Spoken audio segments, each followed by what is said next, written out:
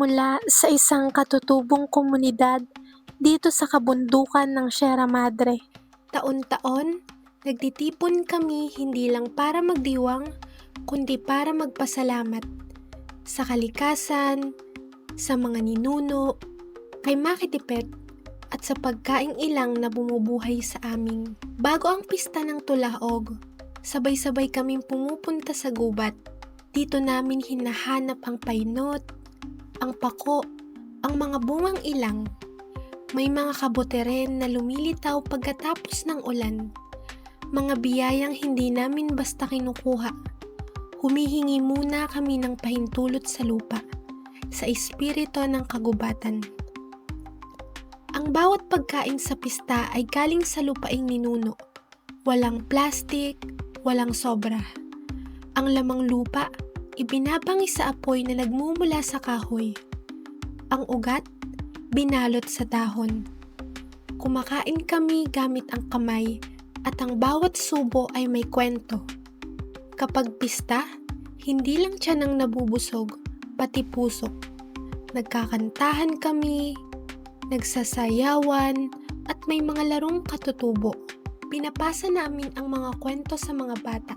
Walang imbitasyon, lahat ay kasama. Kilala naman ninyo ito mga kabataan ko sa akin. Ito ay sa akin na saksi. Nilaga ng siyam. Ito ay minatamis na bago. Ito ay napaka sarap. Bihirang ninyong matikman. At hindi na nagagawa ng mga magulang. Kaya kayo mga kabataan ay sigurado nagagawin ninyo ito pag natikman ninyo. Ang pagkaing ilang para sa amin ay isang mahalagang bagay na kailangang pag-ingatan sapagkat ito ay hindi na ipaghahanap namin ng trabaho kung saan-saan. Ito ay nasa palibutan lang namin.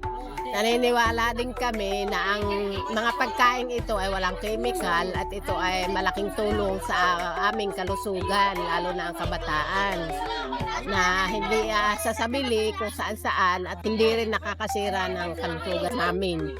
Katunayan, yung aming matatanda ay naabot halos ng 100 taon, ngunit hindi sila nagkakasakit ng malulubha kagaya ngayon na meron ng kanser at kung ano-ano pa. At totoo iyon. Ang bawat pagkaing ilang na nakahain ay paalala ng aming pinagmulan.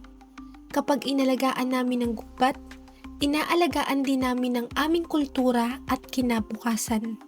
Sa Sierra Madre, ang gubat ang aming tahanan, palengke at paaralan.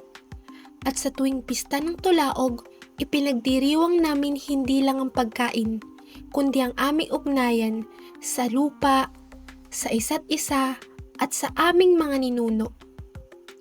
Ang lasang ilang ay lasang katutubo. Ang gubat ang aming buhay at ito'y patuloy naming iingatan.